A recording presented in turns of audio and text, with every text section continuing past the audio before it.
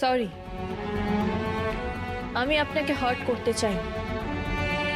দেখে ভালো লাগলো। অন ডিউটি না থাকলে আমি আপনাকে একটা প্রণাম করতাম। কি বলছেন না?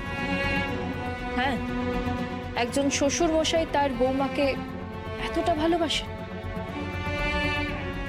ম্যাডাম,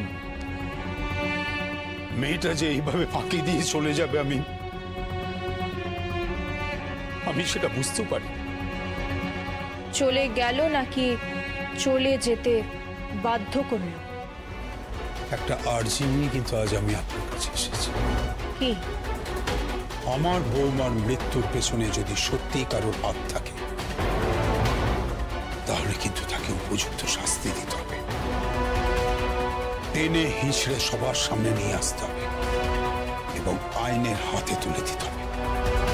আর তার জন্য যা সাহায্যের দরকার সব সাহায্য কিন্তু আমি আপনাকে করব। আর তাকে যদি আমার সামনে আপনি একবার নিয়ে আসতে পারেন তাহলে তাকে কিন্তু আমি শুট করে দেব। কি জানেন, আমার ছেলেটার দিকে আমি তাকাতে পারছি না। বিশ্বাস করুন, আমার ছেলের দিকে আমি তাকাতে পারছি না। আর একটা কথা, দেখবেন তদন্তের যেন কোনো ত্রুটি না হয়। একটু দেখবেন। আমি আসছি। এক মিনিট, আপনার সঙ্গে আমার কিছু কথা আছে। হ্যাঁ, বলুন।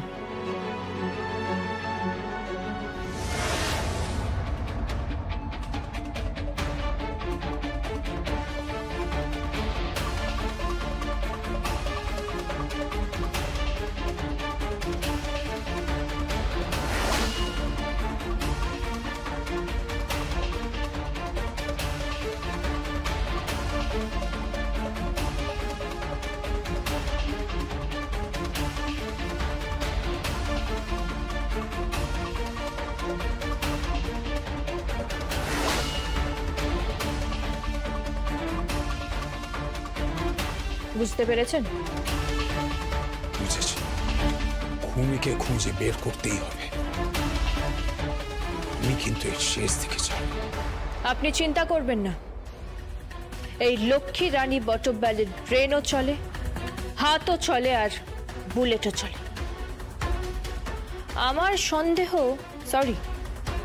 সন্দেহ নয়, আমি নিশ্চিত, আই এম শিওর এটা একটা হত্যাকাণ্ড।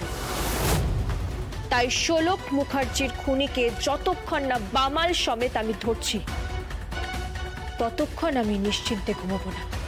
Thank you officer, thank you. দরকার পড়লে আমি এই তদন্তের ব্যাপারে আপনার সঙ্গে কথা বলতে যেতে পারি। Always, you are always welcome. সব রকমের সাহায্য আমি আপনাকে করব। আর একটা কথা ছিল আপনার সঙ্গে। বলুন।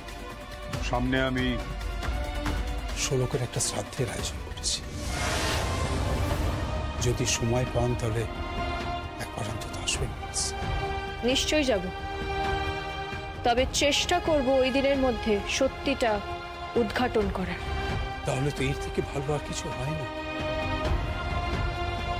আমার শোলকের আত্মার শান্তি পাবে। সত্যি বলছি। All the best officer. আপনি আমাকে লক্ষ্মী বলে ডাকতে পারেন। আমার শোলক মায়ের খুনি যেদিন ধরা পড়বে সেদিন আমি নিশ্চয়ই আপনাকে লক্ষ্মী বলে ডাকব।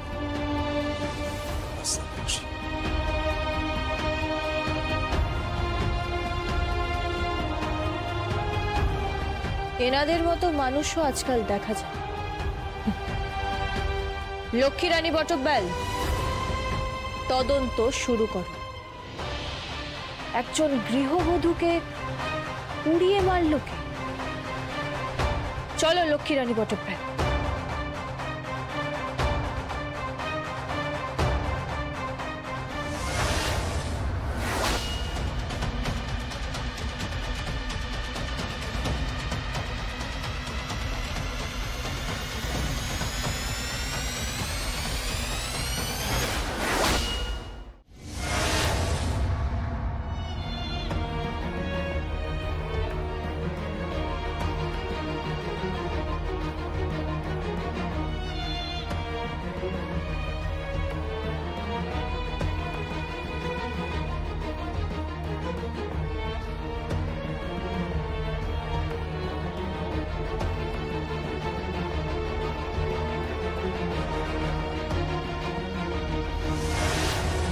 এবং আপনি নিজের মেয়ের থেকেও বেশি ভালোবাসতেন, তাই না?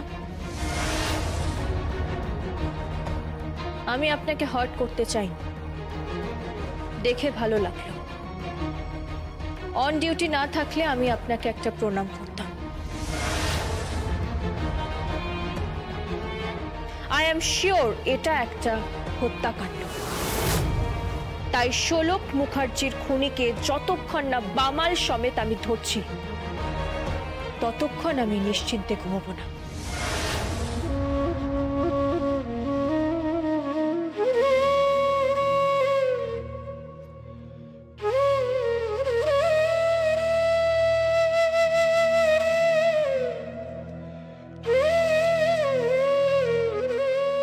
বাবা,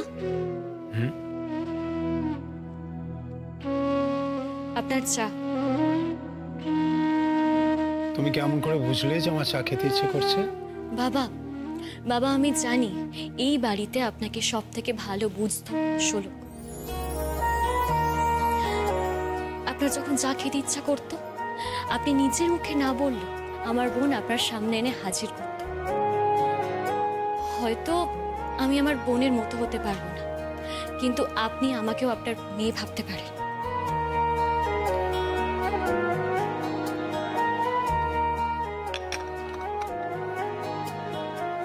বাহ, চমৎকার হয়েছে চাটা।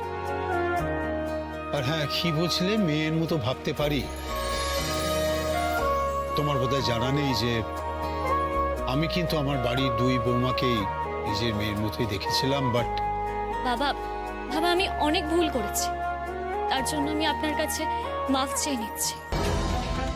আর একটা কথা, আমি, আমার মা, আমার গ্রামের ছেলে মেয়েরা আপনার কাছে একটাই অনুরোধ করব, শোলকের মৃত্যুর বিচার আপনি পাইয়ে দেবেন, পাইয়ে দেবেন। বাবা,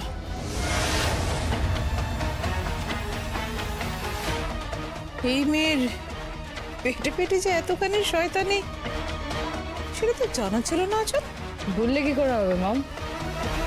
শোলকের তো দিদিও। কি করেছি আমি? কি ভুল বলেছি? আমার বোনটা তো চলে গেছে, আর সে তো এই বাড়িরই বউ ছিল। মানেনি, তোমার বোনকে কোনো দিনও এই বাড়ির বউ বলে মানেনি।